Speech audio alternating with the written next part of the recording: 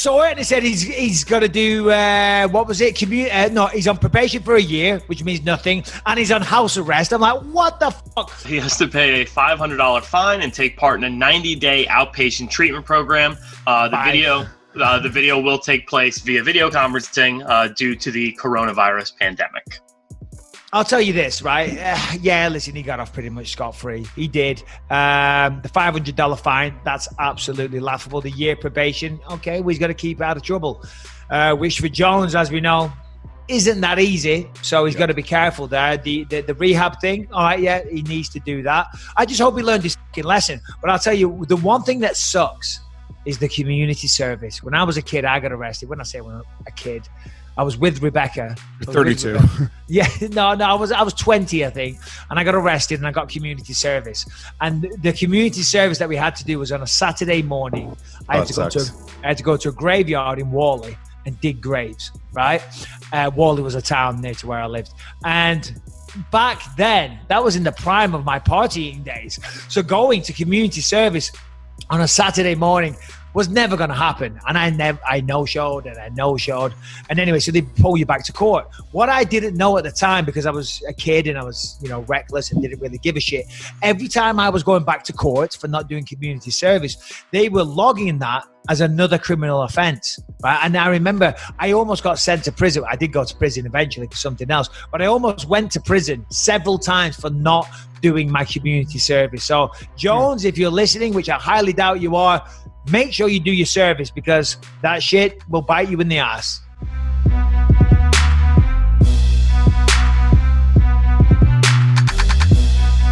Leon Edwards, and it's a shame, because I really think what you just talked about, the run he's been on since he lost to you, it's uncanny. Because he's more of a quiet guy, he's suffering from, I'm going to say he's more well known for eating that 3-piece than he is for his body of work to the average fan. Because you got to understand, that clip's been shown millions of times promoting his other fights, Masvidal's fights. Masvidal, who became a star, that's part of it.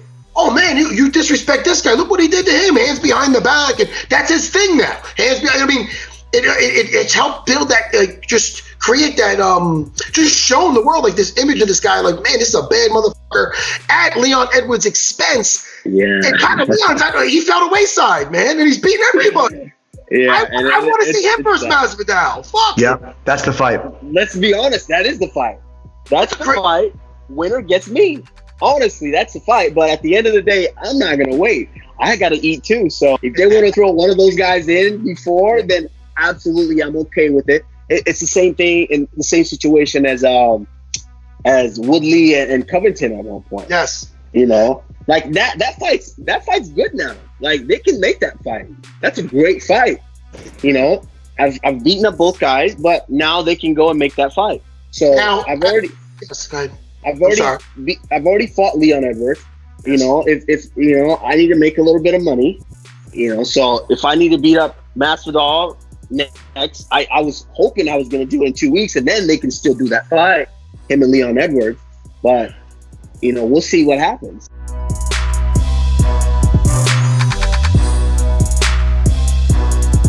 And I'm healthy enough for this title fight against Henry. He's a good matchup. He's short. He's angry, and he's not very bright, so I love it. Well, what do you say to the people who say, all right, Jan, Aldo, they're overseas, but Aljamain, Corey Sandhagen, they're domestic. Why don't they go to them and not you, who hasn't fought since 2016? What do you say to those people? Yeah, well, then we go back to, 7 title defenses over 10 years, and it's been a while. I've had few injuries in there, but that doesn't take away the things that I've done, and the fact that I've also come back from almost a 4-year layoff and beaten the top guys in the division. I've done this before. I can do it again, and it's been proven. I've shown that I can do it, and I'm healthy. I filled in these gaps as I've been out. I've stayed relevant. I've been promoting the division, promoting every single person in the division that I'm competing against in a positive way without attaching myself to it emotionally. And I've been building the sport of mixed martial arts the best I can in service of the other athletes. And I think that's also allowed me to be in this position. I'm not just trying to get me, get my own stuff. I've been promoting the Sandhagens. I've been promoting the Jans. I've been promoting the Henrys. And I've been at the top of the food chain for a long time. And you know, I built the backing that I have, and so I deserve to slide right in there at the top.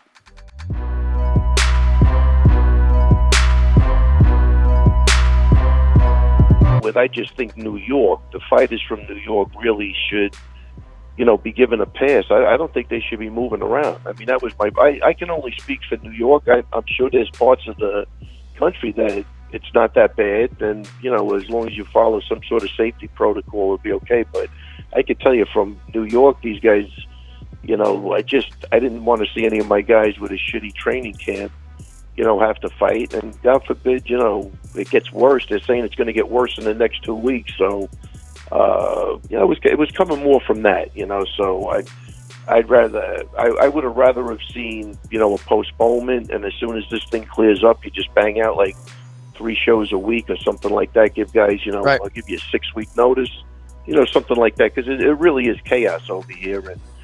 And now it's starting to, the people that are infected are starting to get closer and closer. I think by the time when I did the interview, I said it was 2 degrees of separation. The day after that, I had like, you know, 5 people, you know, call up, and somebody told me this guy's in bad shape and this guy's over here. So, you know, it's you know, it's just got to be proceeded with safety first if they're going to do it. But it looks like they're going to try to do something. So no, it's not going to be a boycott like the UFC, like the NFL. But yeah. If you're from New York, trust me, you got a different view of what's going on. And I get it. Right. You're not.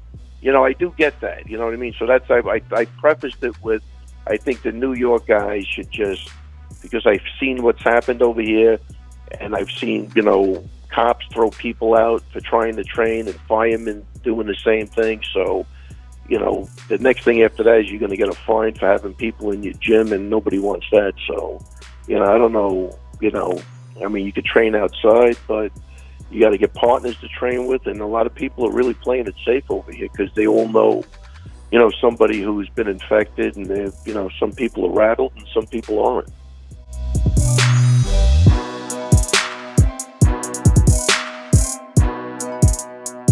So Justin Gaethje versus Tony Ferguson, and you attached an interim title to it. Why was the decision made to make it a title fight?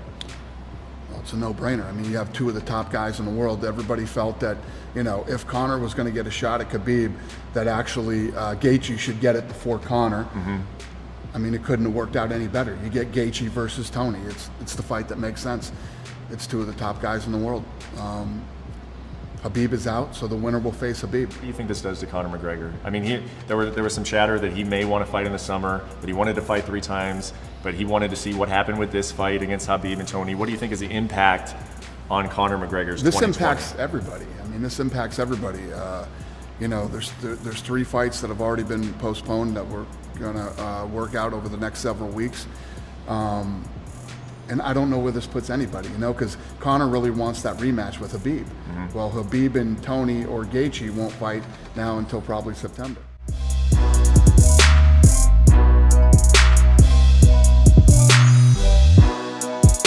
What a fucking fight. Ferguson versus Gaethje. Late replacement. Like, if this could be on a different level. Think about it, Ariel.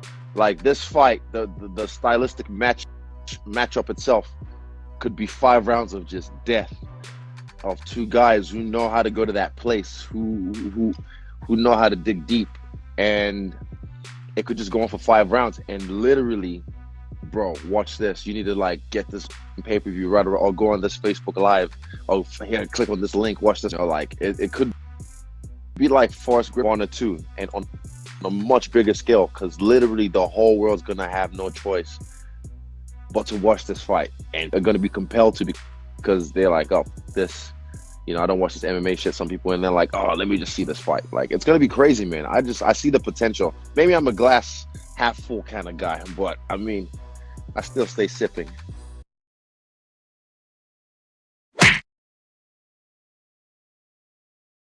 What's your prediction for the fight then? Prediction? Yes, prediction. Could be 5 rounds of just death.